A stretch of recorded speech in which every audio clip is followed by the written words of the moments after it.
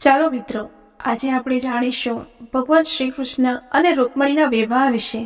દ્વારકામાં ભગવાન શ્રી કૃષ્ણ અને બલરામની ખ્યાતિ વધતી જતી હતી. મોટાભાગના રાજાઓ પણ તેઓની સામે મસ્તક ઝુકાવતા, તેમના ગુણોનું ગાન કરતા. બલરામના બળ, વૈભવ અને ખ્યાતિથી પ્રભાવિત થઈને રૈવત નામના રાજાએ પોતાની પુત્રી રેવતીના લગ્ન બલરામ સાથે કરાવ્યા હતા. બલરામ શ્રી કૃષ્ણથી મોટા હતા, તેથી નિયમાનુસાર બલરામના લગ્ન પહેલા થયા. એ જ દિવસોમાં વિદર્ભ દેશમાં ભીષ્મક નામના તેજસ્વી અને સદગુણી રાજા રાજ્ય કરતા. કુંડિનપુર તેમની રાજધાની હતી. તેમના 5 પુત્રો અને 1 પુત્રી હતી. સૌથી મોટા પુત્રનું નામ રૂક્મી અને પુત્રીનું નામ રૂકમણી હતું.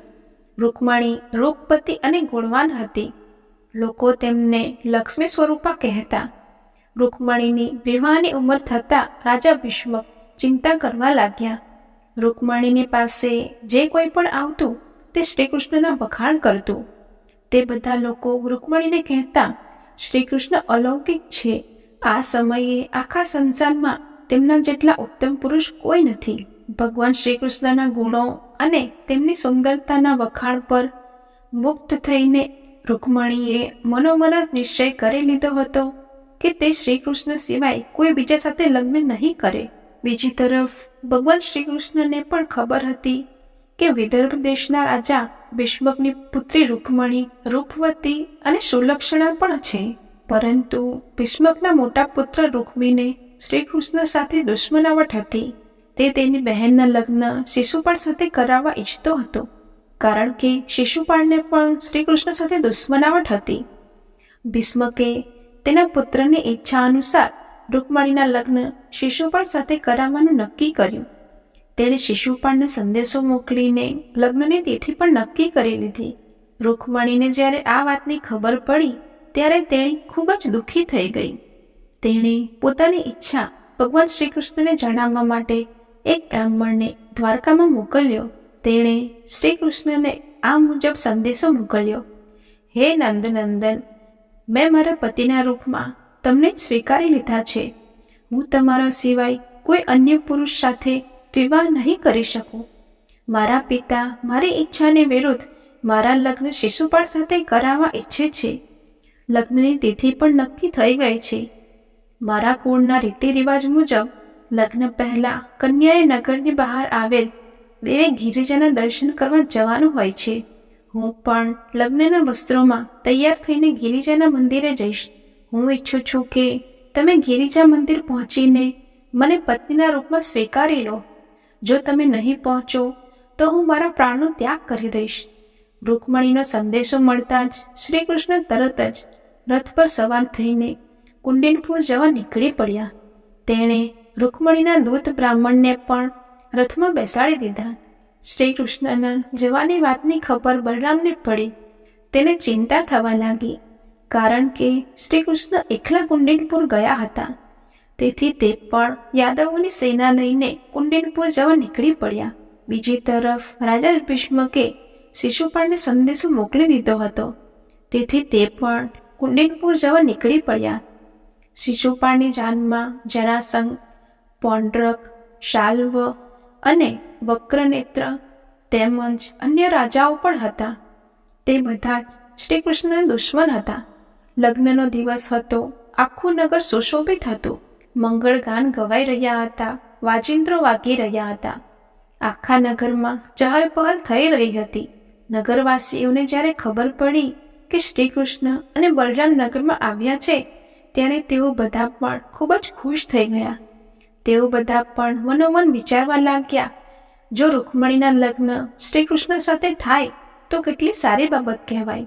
શ્રી કૃષ્ણ રૂકમણી માટે યોગ્ય પુરુષ છે. સાંજ પછીનો સમય હતો.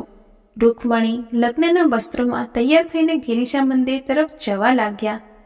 તેની સાથે તેણીની અનેક સખીઓ અને અંગરક્ષક પણ હતા. રૂકમણી ઉદાસ અને ચિંતિત હતી, કારણ કે તેણીએ જે બ્રાહ્મણને સંદેશો આપવા મોકલ્યા હતા તે હજુ સુધી પાછા આવ્યા ન હતા. રૂકમણીએ મંદિરમાં જઈને પ્રાર્થના કરી: હે માં, મારી ઈચ્છા પૂરી કરો. હું શ્રી કૃષ્ણ સિવાય કોઈ બીજા પુરુષ સાથે લગ્ન કરવા ઈચ્છતી નથી. રૂકમણી જેવા મંદિરની બહાર નીકળ્યા તરત જ તેમને બ્રાહ્મણ દેખાયો. બ્રાહ્મણે રૂકમણીને કંઈ જ કહ્યું નહીં. આમ છતાં રૂકમણી બ્રાહ્મણને જોઈને ખુશ થઈ ગઈ. તેણીને સમજાઈ ગયું કે ભગવાન શ્રી કૃષ્ણ તેણીને સ્વીકારવા તૈયાર છે. રૂકમણી તેના રથ પર બેસવા જતી જ હતી ત્યાં જ શ્રી કૃષ્ણ વીજળીની માફક તેની પાસે આવ્યા અને તેણીનો હાથ પકડી લીધો. ભગવાને રૂકમણીને ખેંચીને પોતાના રથમાં બેસાડી દીધી. આમ શ્રી કૃષ્ણ રૂકમણીને રથમાં બેસાડીને દ્વારકા તરફ ચાલી નીકળ્યા. થોડી જ વારમાં કુંડિનપુરમાં વાત ફેલાઈ ગઈ કે શ્રી કૃષ્ણ રૂકમણીનું અપહરણ કરીને તેણીને પોતાની સાથે દ્વારકા લઈ ગયા છે. શિશુપાળને જ્યારે આ વાતની ખબર પડી ત્યારે તે ખૂબ જ ગુસ્સે થઈ ગયા. તેણે પોતાના મિત્ર રાજાઓ અને સેના સાથે શ્રી કૃષ્ણનો પીછો કર્યો, પરંતુ વચ્ચે જ બલરામ અને યદુવંશીઓએ શિશુપાળને રોકી લીધો. બંને વચ્ચે ભયંકર યુદ્ધ થયું.